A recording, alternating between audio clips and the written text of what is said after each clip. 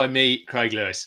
Now, this is where every other Tuesday evening in the UK, around about 5 o'clock UK time, we broadcast the extraordinary stories of everyday runners. And we broadcast it live across the Run Try Bike Facebook, Twitter, Instagram, and YouTube network. And then they'll go on all our Running Tales channels later as well. So, hello to you all, wherever you're watching this. And if you are listening on the Everyday Athlete Podcast Network, where this episode will appear this Thursday, well, I just hope that the weather is better than it is now in the UK at least. Now, as I mentioned there, we're part of the Everyday Athlete Podcast Network, and there are some brilliant stories across that network. Just this morning, I was listening to Joe Harden chatting to John Swain on Beyond the Finish Line, and they were talking about run commuting. Now, run commuting is not something I've tried myself. It's hard enough to get up in the morning and just get into work without having to run as well. But my word, it sounded really cool. So check that out, and also check out Food Fight Friday as well. Jason Bahamundi and Adam Lee talking about all the strange and weird and wonderful things that they eat while they're out doing trail running. And I can tell you, strange and weird and wonderful doesn't quite cover it. You have to listen to it to believe it, really. Now, anyway, we have a guest for Running Tales today, and it's Jens Peters. And Jens has a quite complicated relationship, but a fascinating relationship with running. His Never Not Thinking About Running Substack newsletter is a really fascinating insight into how the sport can be both a vital support and, quite frankly, a flimsy crutch, which runners can become overly dependent on. So, without further ado, let's bring Jens forward and let's find out all about his Substack newsletter. Good evening, Jens. How are you? Yeah, I'm fine. Thank you. Thanks for having me. Hi, Craig.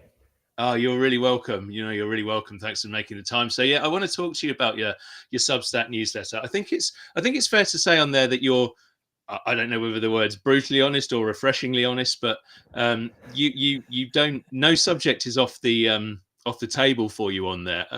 Was it easy to say, I'm going to read a little line actually, Okay. that might explain to people. You talk about how you've been lacing up your running shoes for 9 years, and that your mental health has been the little stone in my shoe that's barely noticeable on the short run, but has caused a painful blister after a long run. And you talk then a lot about mental health issues and all sorts of other things along the line. Was it an easy decision to say, I'm going to put myself out there like that? Yeah, not really, because I think I started back in the days when there were blogs and all these things, I think around 2000 or so. And the main thing I had was talking about myself and how, I don't know, back in the days it was soccer and my love for a certain soccer club. And I got used to talking about myself.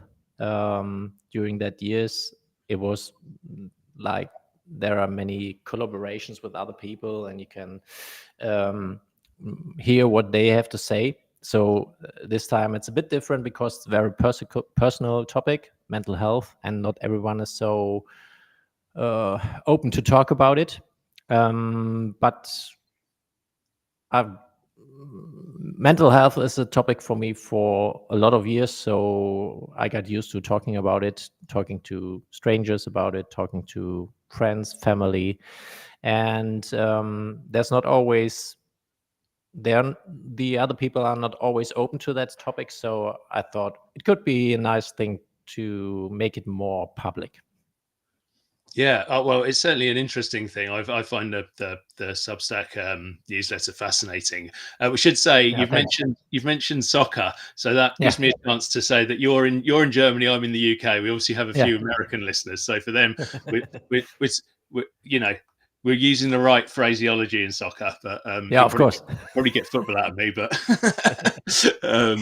yeah. So anyway, as I said, the thoughts behind what you write about there is kind of some of the pressures that you have with running, but also about how running has, well, I think you say it's almost like saved you. It's helped you a lot with your mental health, but it's an issue as well. Can you maybe talk a little bit about that? And I think within that, maybe explain the title for the Substack. Yeah, it's not that easy to talk about that. It's easy to talk about that, but it's not easy to explain. So the main thing is that where it all started. It started 2018 when I've got a burnout.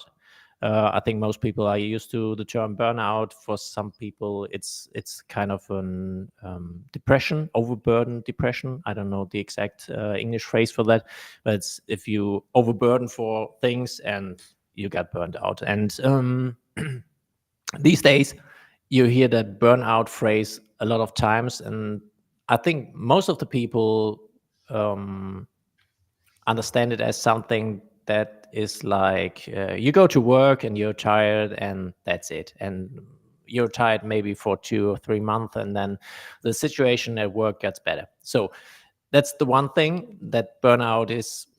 If you've got a burnout, that's a really for some people it's a um, yeah, it's Short harder term. for yeah, it's harder for these and Yeah. people, and harder for other people.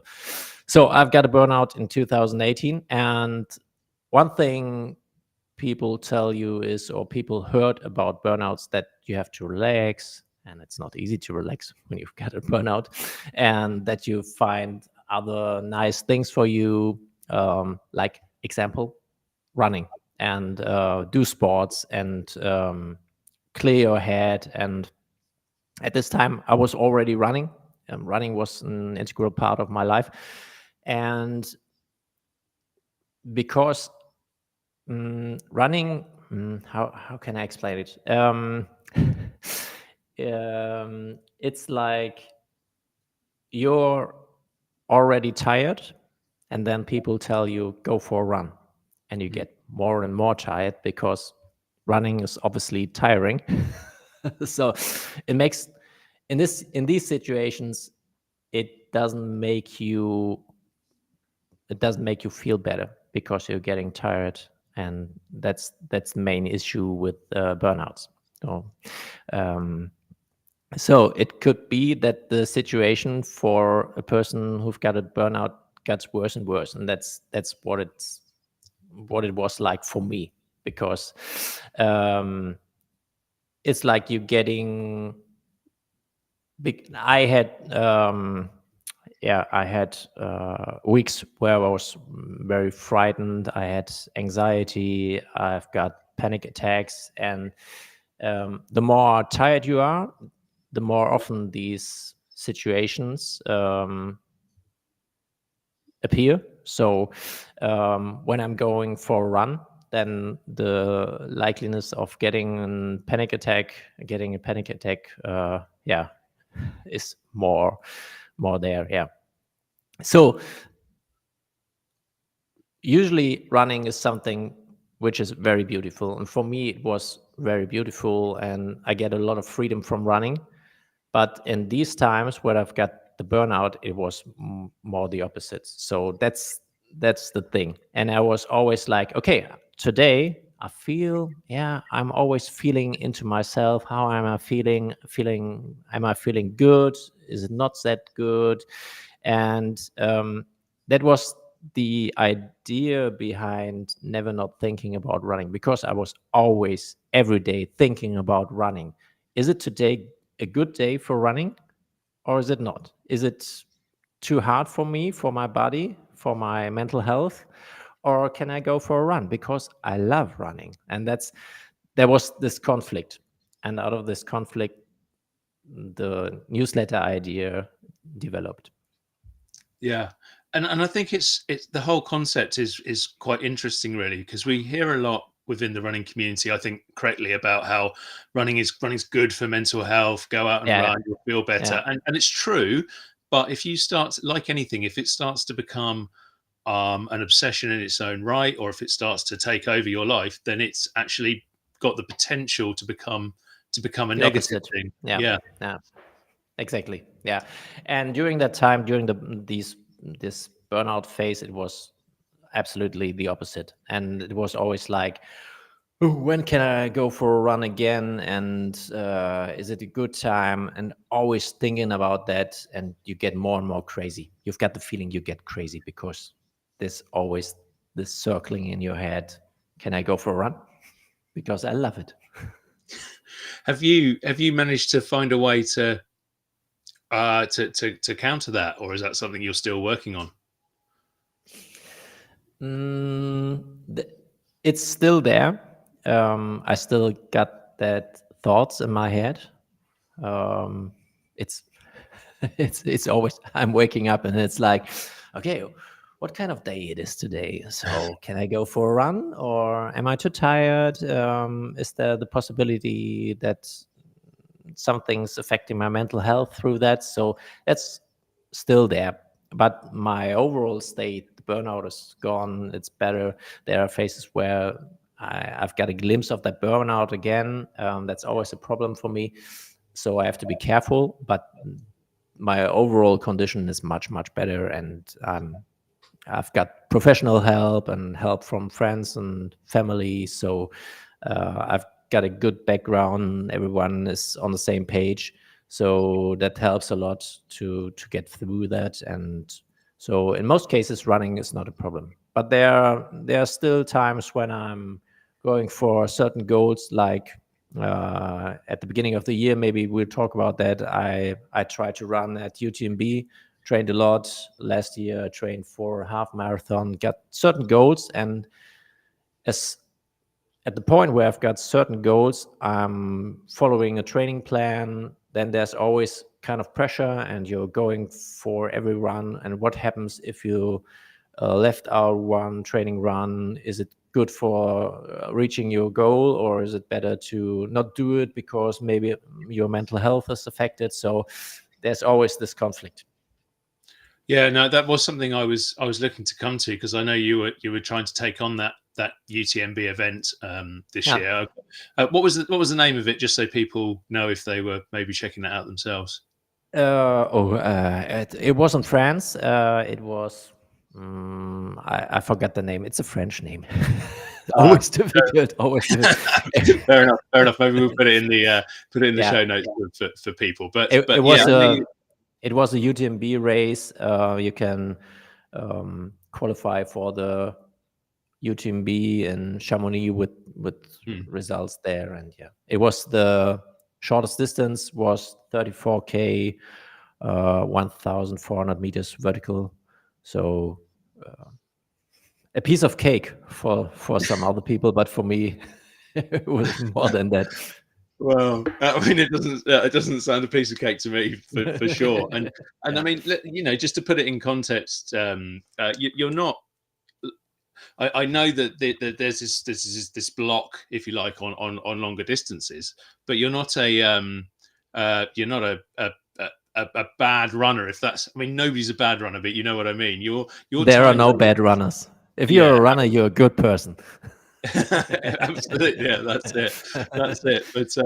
But what I was going to get to really was your times over the shorter distances are far from shabby. You run some good times there, and I think it's. I mean, we're not really about times on this podcast, but I think it's worth Yeah, talking about some of those times to give the context of, because people could listen to this and go, oh well, Jens probably can't do it because maybe it's just a long way and he's not that good a runner. But I think if you give some context on that, that might explain some of the, that might shape the conversation a little bit. yeah. I'm a typical short distance runner. Yeah. So tell people, what's your 5K time? I know I'm going to show you up. It's a 13, 17 or 13. No, 13. Wow. no. Jens is actually the Olympic champion. No, it's a 17:32. That's my PB. Yeah. So there you go. I mean, there's not many people out there doing 17:32. So you are capable of running fast, which Yeah, suggests to exactly me at my age. You have to that tell the people what my age is. oh, well, that's up to you. I would never ask. No, But no, it's fine. yeah, I'm going straight to the 50. yeah. Oh, it's so fast, and as you say, especially for an age group time. Um, and again, perhaps we'll talk about that, because I think you've made some achievements for your age group as well. But um, what I was going to say was it kind of suggests that being able to run that well over short distance, the block for you is, it's not a physical one. It is that mental block that you're talking about. Yeah, it is. It is. Yeah.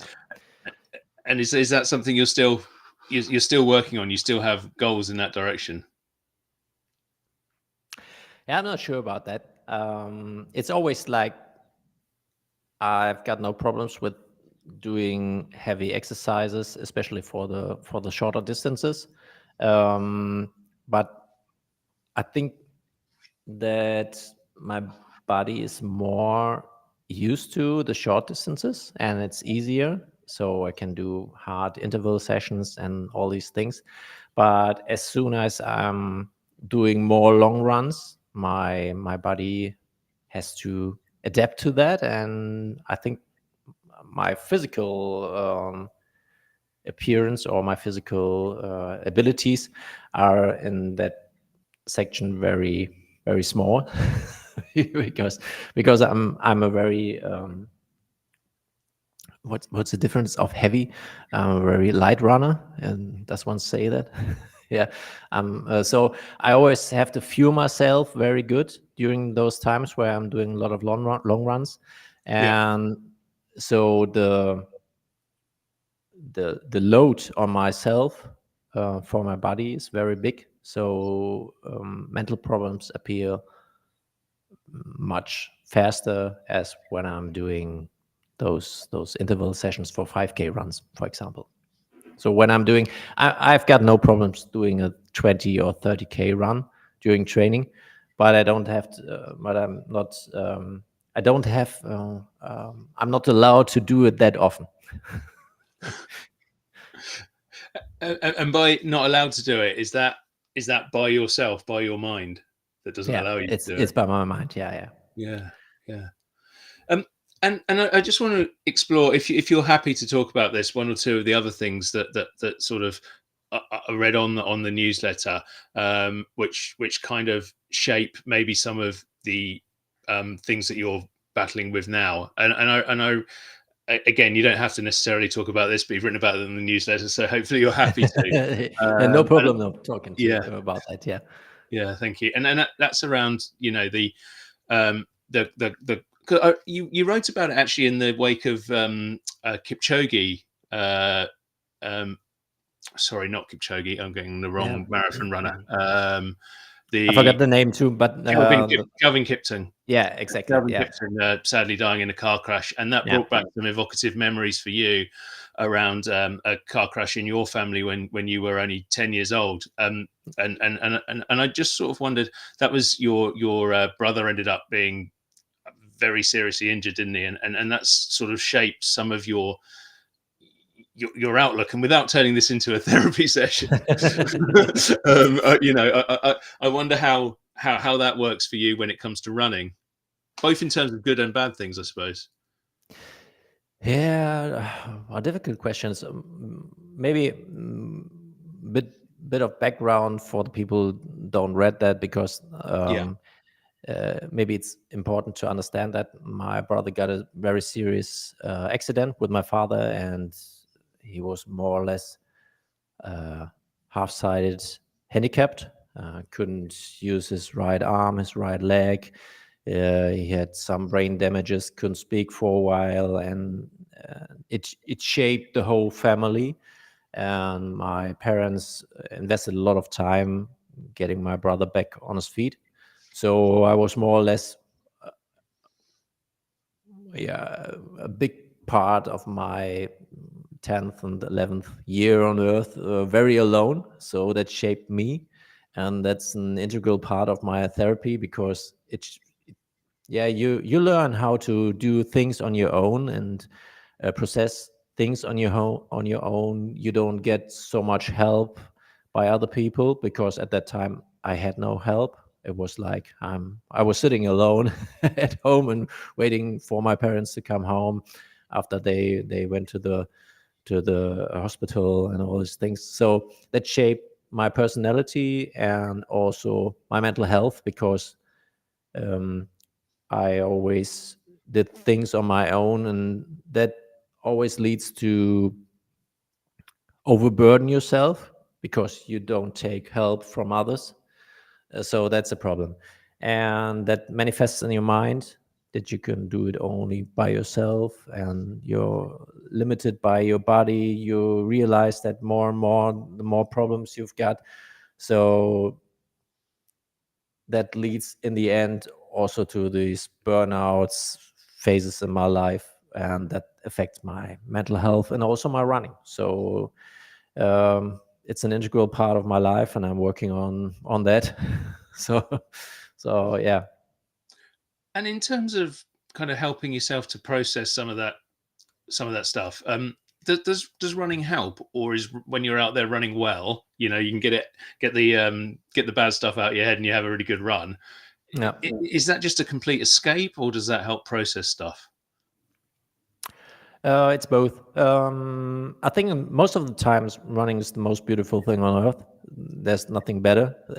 It's I always talk to my therapist about running, and it's like she always lightens up because she can see that I'm lightening up, and I'm getting much more positive the way I'm talking.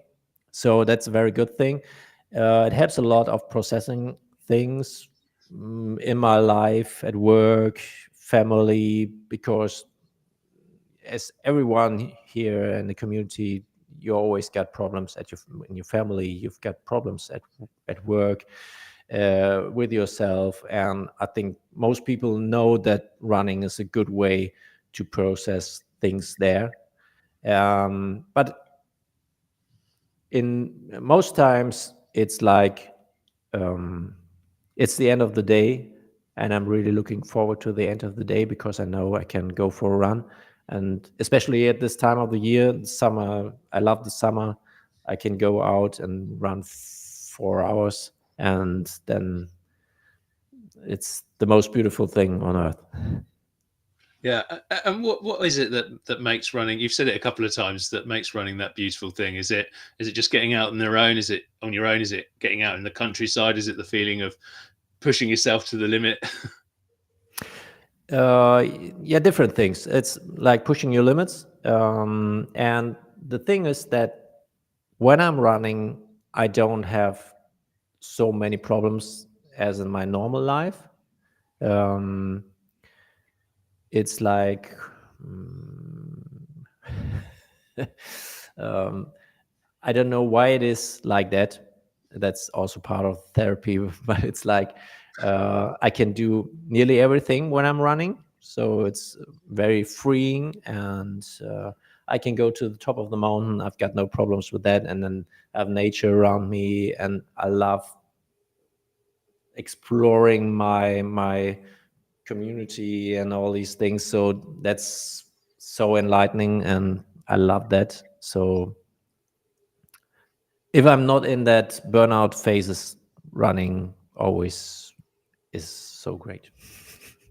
Yeah, no, I mean that is 100% a lot of the way that I feel about running at times. I mean, for in the purposes of, I suppose, full disclosure, I had some therapy myself about 18 months back. Yeah, I'm on anxiety medication at the moment still, and yeah, all those things you're saying there about running, about getting out there on your own, about both escaping and almost solving your problems. They're yeah, so true. And being able to get out in the countryside yeah, and find those new places, that's the number one for me. I've yeah, got hugely into sort of trail running and getting out and not worrying so much about what time I'm doing because I've just fallen over in the mud for the third time or something. But yeah, that's I can definitely understand completely where yeah. you're coming from. Yeah, I've got no anxiety when I'm running. I don't know why. It's like when I'm driving with the car somewhere with my kids and my wife, it's always like I feel kind of claustrophobic and don't know. Oh, I have to go 2 more hours on a German autobahn. get get kind of panic attacks. You've got great roads out there. They're much. Uh, yeah, but there are lots of people driving very fast. Yeah, yeah, that's true. No speed limits. Yeah, The only country in Europe with no speed limits on the autobahn. So yeah. So I've got anxiety there. But if I'm going for a run, maybe for 30K somewhere, then I've got no anxiety. And I don't know why it is like that, but I'll take it.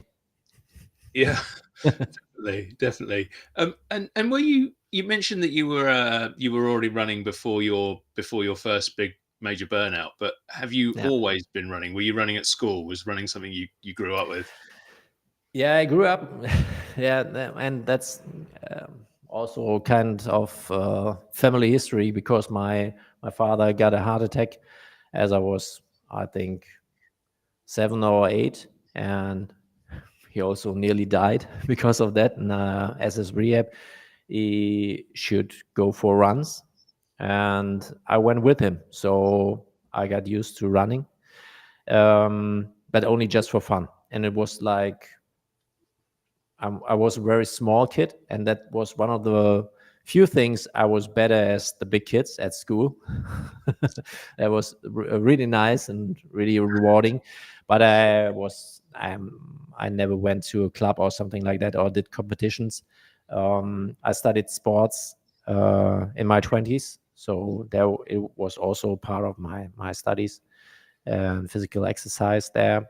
But yeah, I really started I think around 2015 again with serious running because I had at that moment one kid and never went to any clubs for sports, and I needed kind of spare time activity, which is very flexible. You can do it every time you want to, and you can do some exercise. And I needed some exercise, do something, and that really helped. So I started running again, and I've yeah, it took me.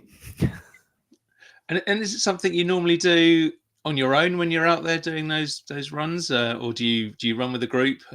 What was your sort of preference on that? Usually I run on my own because I've got not so much time with family and work, and then I'm going to run in the evening after all is finished.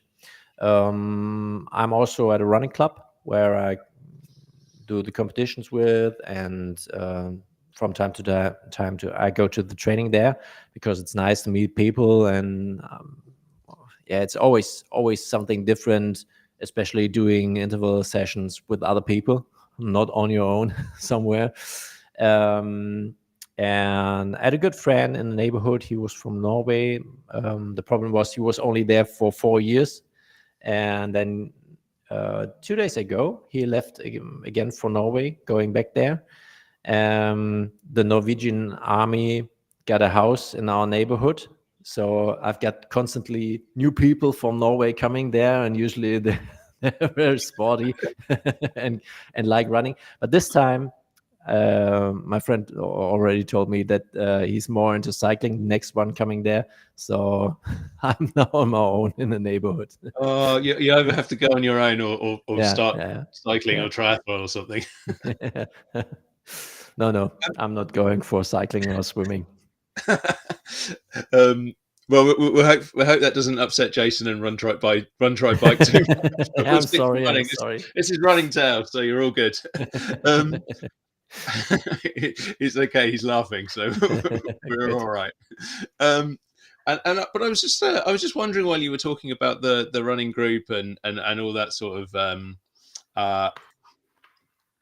uh, stuff that you were getting into out there. I mean, I genuinely don't know the answer to this question. I don't know if it's a slightly silly question because I'm guessing like everywhere does it. But I mean, how we've had a real running boom, a jogging boom, almost whatever Mhm. in the UK. Has that been the same in Germany, where it's gone from something that was perhaps something that somebody did if they were a little bit elite to anybody turning up of any size and shape and time and fitness and so on? Yeah. I think in Germany it was like in the 80s that there was kind of boom, and there were they founded a lot of running clubs, the Yeah. the the old school clubs. And I think now for 2 or 3 years there's a boom of running crews, they call themselves. It's not really a club. It's more like a gathering of people coming together, and it's it feels for me, we've got that here too. It feels more like a party, Yeah. but here in Münster they are very competitive, and yeah, they're a good addition to the conventional clubs. Yeah, and it's good that the running community gets other facets. I always like that. So I think that these crews are more for the younger people. It sounds like I'm a very old old old person. Yeah, but I like the traditional running clubs. We've Yeah. got a trainer there. They at the crew they've got also a trainer, very good runner here from the region, from the area. But I like the concept of the old running club. Yeah, and then the events there as well. Is there lots of running events going on? And again, here in the UK, we had we had a kind of a peak, a pre-COVID peak, and then after the Yeah, pandemic, there was kind of like nobody went back in, even though loads of people went running during COVID because that's all they could do. Not many people kind of went back to do the races until almost like the last 6 months. It seems to have picked up again. I don't yeah. know if that's a serious. It needed some time. It needed some time Yeah, to get back or get used to organizing competitions. But I think it's more or less the same as before. There were some competitions dying because there were not enough people helping there. That's always the thing here. I don't know if it's also a problem in Great Britain, but it always depends who organizes these competitions. If it's a bigger club, then usually it's no problem that it still exists. yeah, But there are a lot of small villages here in the area. There were some competitions dying, which is very sad because they had a lot of character and were really nice and was gathering for the people there and from here, and was really nice. But there were not enough people helping, so these competitions died. yeah. And then the 5Ks you do, are they quite competitive? Do you go into them with a? I mean, with the times you're running, are you going in with a competitive mindset of even looking to perhaps win those races? No, no, no. There's no chance of winning. It's always a chance of winning it in my age group. That's usually not that big problem. Um, but there are lots of good people here, good runners. For Yeah, example, at this weekend there was a big race, a 5K and a 10K here in the city of Münster, and I think the winner of the 10K got a 28 something, so oh which wow. is really fast, and the 5K was around um, a low 16, I think. So no chance of winning. No chance of winning. But if you go to the smaller races, there's always a chance to go for a podium. Mm. Yeah, but yeah, and I'm competitive. I really like racing. I really like it. But in most cases, it's the goal is to do a fun race, a good race, maybe going for PB if that's possible. At the moment, I always think it's still possible, but as I said, I'm going straight to the 50s. So there will be a time where I'm not PBing anymore. But it's always interesting going up an age group category because you suddenly go from one of the oldest in your little section to one of the youngest, and there's a good chance to get some Yeah, decent results then. yeah, maybe. I've got one big goal to run a best of my running club. So for that, I have to run a 17:29, I think, at Okay. the 5K. So I'm the best in my age group at the running club. That would Yeah. be something. Yeah. Well, I think you said you were 17:32, so it's Yeah, only, three only 3 seconds. 3 seconds. It's well, I say it's nothing, but when you're doing that time, it is it can be Yeah, quite a lot it's for 3 seconds. quite a lot. Yeah. Yeah. And you've mentioned the age group timings a few times. What you've I think you've had some age group representation, haven't you? How's that worked out for you? What do you mean by representation? As in have you taken part in some wider age group competitions or something like that, or am I making this up from somewhere? No, no, it's always you've got the results, the overall result at those races, and there's also the results for the age group, so you can see you're the first, second, third, or whatever. Yeah, So when you get older and you're not high on the podium, you're always looking for something. yeah, So that's the thing for the old guys. and that's quite competitive within itself. Yeah, it is. Yeah, Good stuff. Good stuff. yeah. And so when you're looking at that, is those your main goals in running now, to just try and maybe get those shave those extra few seconds off, or is there anything else you're looking at to try and do? There's still the thing with the longer distances. It's still back in my mind. So when we talked about that at the beginning of the podcast, was like, yeah, I think I'm still into it and trying to get a better overall runner, not Yeah, only in the 5K. Um, so summer is always my racing season, and it's always my running season because it feels much easier for me. I don't know why. It's like I can run much lower heart rates in summer without so much more training than in winter. So it always feels easier, and so I'm doing more longer runs, more longer competitions this summer. um, I raced the 10K 2 weeks ago. I'm going for a half marathon now on Friday. There will be another half marathon in a month, and then a 28K. So I'm going for the longer distances. I try yeah. to do that, try to avoid the pressure. Um, and then at the end of the summer season, I will do the usual 5Ks. I think with the base of the long runs, and I will do more speed work, and maybe I'm shaving off 3 extra seconds from my 5K time. Yeah, that's always in my head, going for the longer runs, and it is getting better. I think it's something you have to work on consistently. Always put a long run in your week, uh, not only one in a month. So, and trying to fuel, or I have to fuel myself very well during those times, that I'm not getting so exhausted. So that's a thing at the moment, and I'm trying to learn in that area.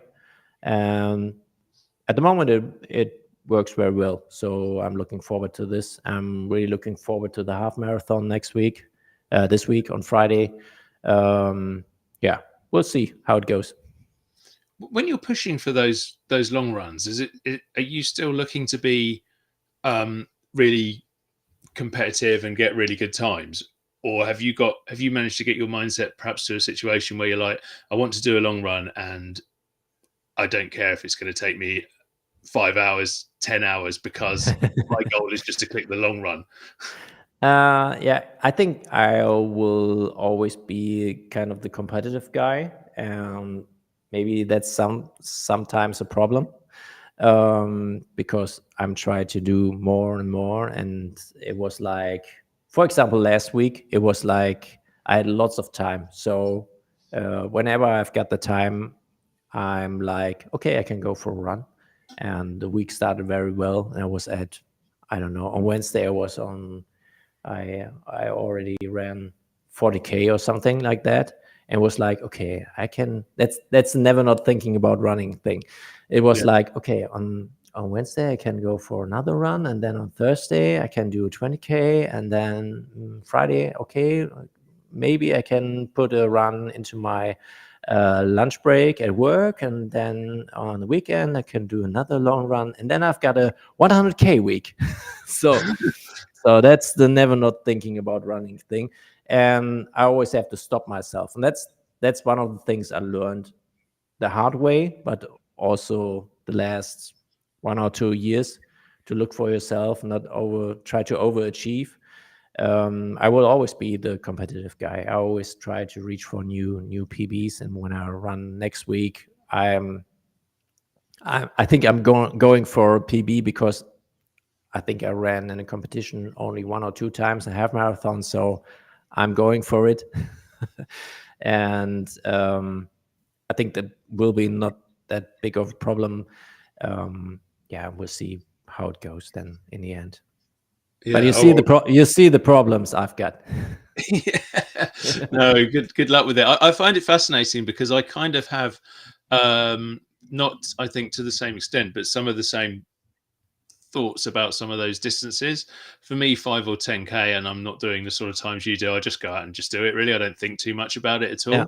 all. Um, for the If I'm doing a half marathon or a marathon, I feel like I have to run it. I haven't got it into my head that a lot of people will just go, "Oh, I'm just going to do it, and I'm going to take 6 hours over it, and I'm going to have fun." And we had one guy in the UK who did. I mean, he did do 401 marathons in as many days, but by halfway through, he was stopping and having a full lunch halfway through his marathon, and then carrying on and doing the rest and finishing it in 8 hours. And I'm like, Yeah. I'm quite jealous. That sounds like huge fun.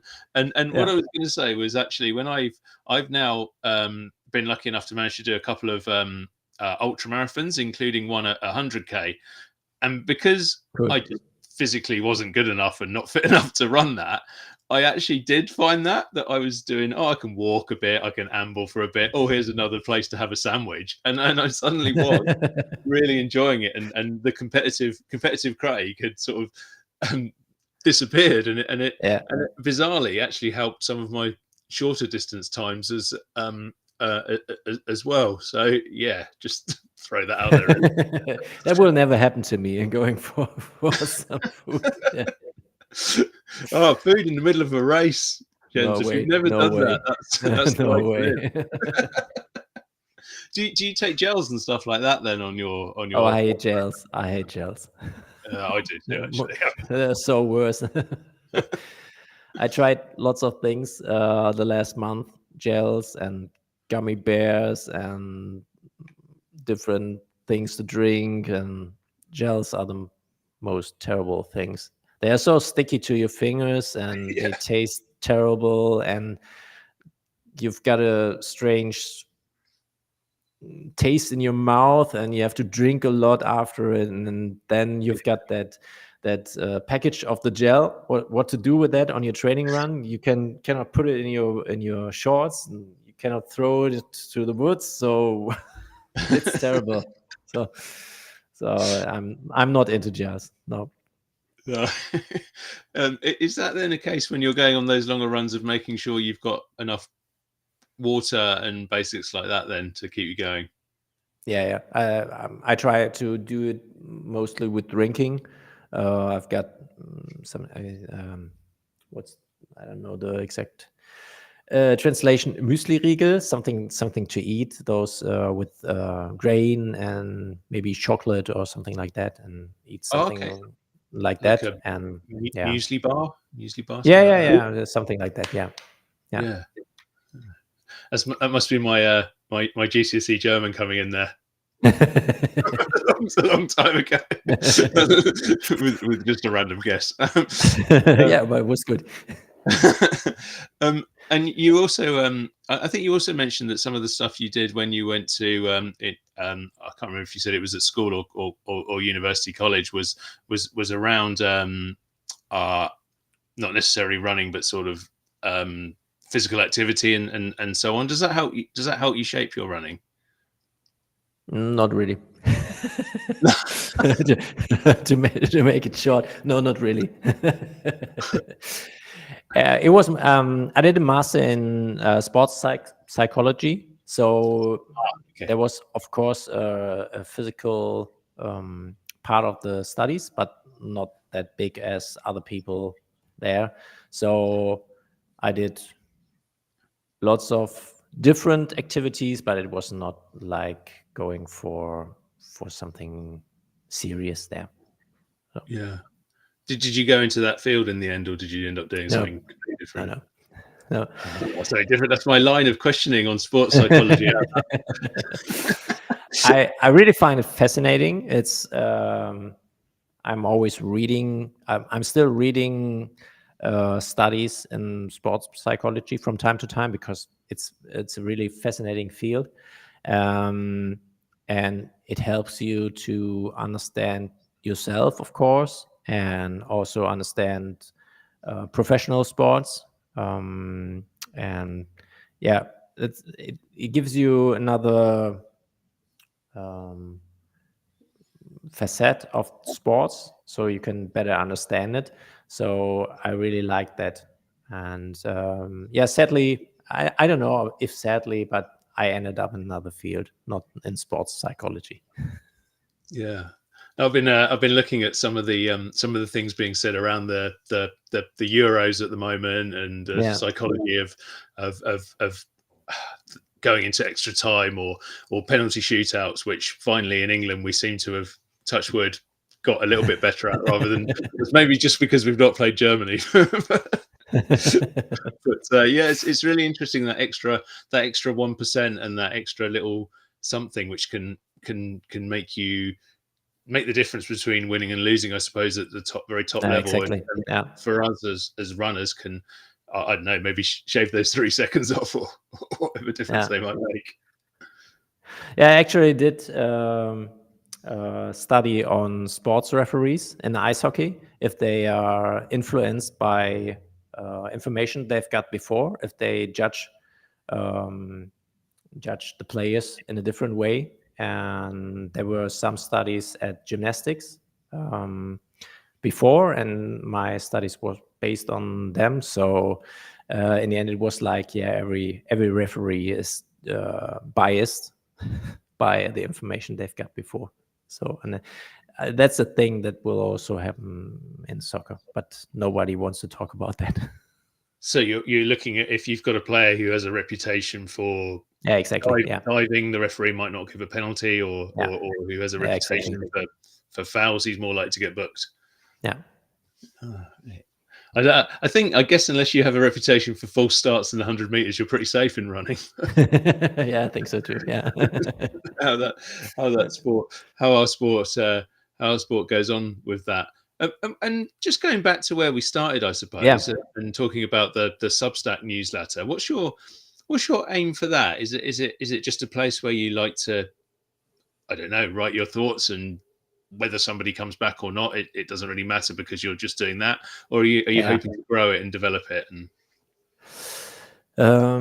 I don't know at the moment. In the beginning, it was like I always liked writing things on the net, on the internet, writing my thoughts, trying to get in contact with other people, maybe having the same problems or are interested in the same field as I am. I always liked the internet community. There are good and bad sides, but I've got very good um, experience with the people on the internet and what I've got from that. I think one goal was to give mental health a showcase. You can see that there are people out there with small problems, bigger problems in the mental health area. I think it's still underrepresented. How can you say it, underrepresented in the media. For yeah, example, I think last week or so, the basketball coach of Germany, with whom they won the world championship, he wrote a book and he wrote about depression and all these things. And there's nearly no media coverage on that. So I find it quite funny. yeah, yeah, And I try to show people that everyone got problems, small problems, big problems, give them my point of view. And I'm really looking forward to hear other people's thoughts on that. And yeah, I think that's the main thing. And I really like reading my thoughts maybe a year later. yeah. Um, yeah. And have you had quite a lot of feedback? What kind of feedback have you had? Has it been? I mean, you suggested there that it's been largely positive. Yeah, it's largely positive. I really like the Substack community. I think, because it's still in the beginning, especially here in Europe, Yeah. especially in Germany, um, it's kind of small, but it's more. The people are more concerned on what they are talking about and the things they say there. So it's not like Twitter or X, uh, where lots of lots of people trolling around. So that's really nice, and I like the spirit of the community there. And the feedback was like that lots of people got these problems too. I've got emails with concerned people asking if I'm fine. There were people telling me their own story, like they're now at a rehab, in their rehab, and going for trying to go back to life, their normal life, and that's more rewarding than anything if you got the the thoughts of other people and they're getting to know their story. That's so great. And do you feel that what you're trying to offer is a place to connect and to tell people this is this is normal. We all have these kind of feelings. Yeah, exactly. Yeah, that's Yeah. normal. If you look around, if you know maybe 10 people around you, I'm sure there are 2 or 3 people got their own problems, mental health problems, maybe some episodes of depression, or I don't know what. And I think it's time to talk about that more, not only with friends and family, but also at work and wherever you are going. I think it's still a problem to speak openly about that things, and that's not a weakness. It could be a strength, because those people are always working on yourself. They're not sitting around and doing nothing because they're not willing to. They always willing to go for something. They're trying to make themselves better, feel better, and the weak people are maybe sometimes more the people still sitting on their chairs and doing nothing and just judging other people. So Yeah, yeah. And when it comes to runners, to athletes, do you think as a community we are better or worse than talking about things like mental health issues? that's a difficult question. I think there are a lot of problems in that area, especially at professional sports. Yeah, If you look around, I think there are lots of women with problems in that field. For example, in the eating disorder field, um, and I think that's also a problem for some men. And so I think there are lots of things to improve, but the more people open themselves and tell other people about their problems, it will be kind of an avalanche, and more people talk about that. So hopefully that will get better and better. and I'm really intrigued by it, if somebody was to come to you. So I've read the blog, I've read your story, I've read about how running has helped you, but also become I suppose a double-edged sword. Um, Yeah. and they were to say to you, well, I've had a burnout, I've had a depressive episode. Um, would you advise me to go running or not? What would your answer be? Always depends. Always depends. It's a very difficult question to answer, and I'm not the person to give that advice. I think um, always depends.